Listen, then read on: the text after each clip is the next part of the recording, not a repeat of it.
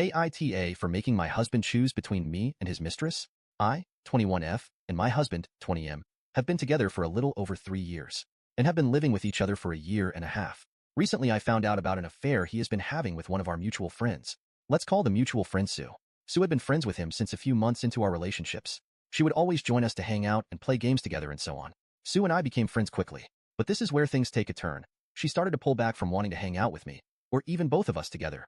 Sue would claim that she just wanted to hang out with the boys, even though that only included my husband, and how she didn't want to be involved with other girls as it gave her anxiety. Although being bitter about the situation, I understood and gave her the time to hang out with my husband and space away from me. I found out about the affair while my husband was in the shower and left his phone unlocked and in the room with me. She had called him, so I picked up. Without letting me get a word in, she started going off about how he was going to call her when he was in the shower to have sexy time and how she couldn't wait for him to come over to her house tonight. I hung up immediately. I couldn't believe he would do that and thought it was a prank call and left it at that.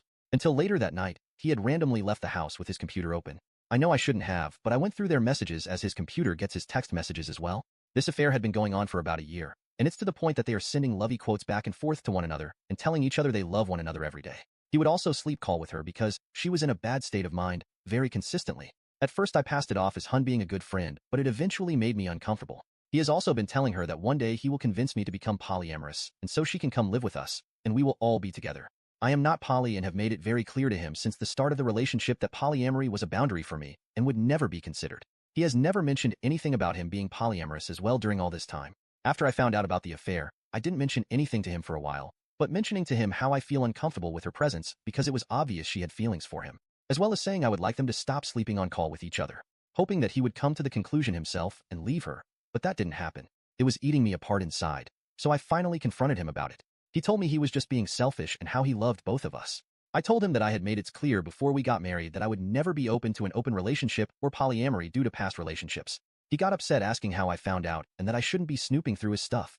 I left the house after that and got a hotel room so I wouldn't be around him while he was so angry. He texted me the next day, asking if we could talk about it all and where we go in the future. After a long talk of why he cheated and what all happened, he told me that he didn't want to lose me and that he would kill himself if he lost me over his mistake. That's when I told him I would not continue to come around to be in his life if he doesn't kick her out of his life.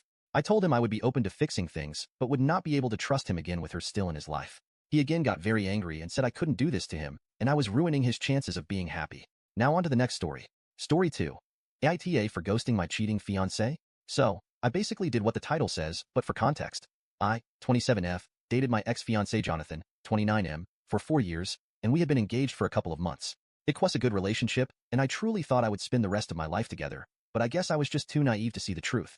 To keep it short, I found out he had been cheating on me with a mutual friend for a couple of months, and that group of friends in particular was covering up his affair.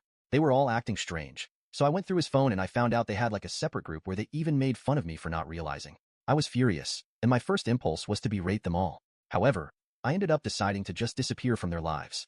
Any confrontation was clearly a waste of time with this people. When he went to work the next day, I packed everything I owned, took all the money I put on our joint account, which was a lot. Since we were paying for our wedding, we were planning a good honeymoon and wanted to buy a house.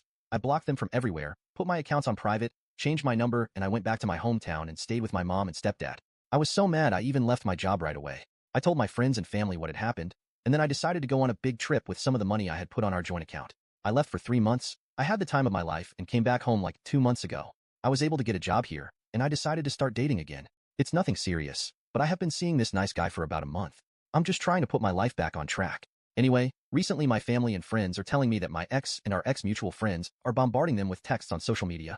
They apparently want to know where I am and are asking how I'm doing, and they are saying what I did was childish and I should just talk to them at least.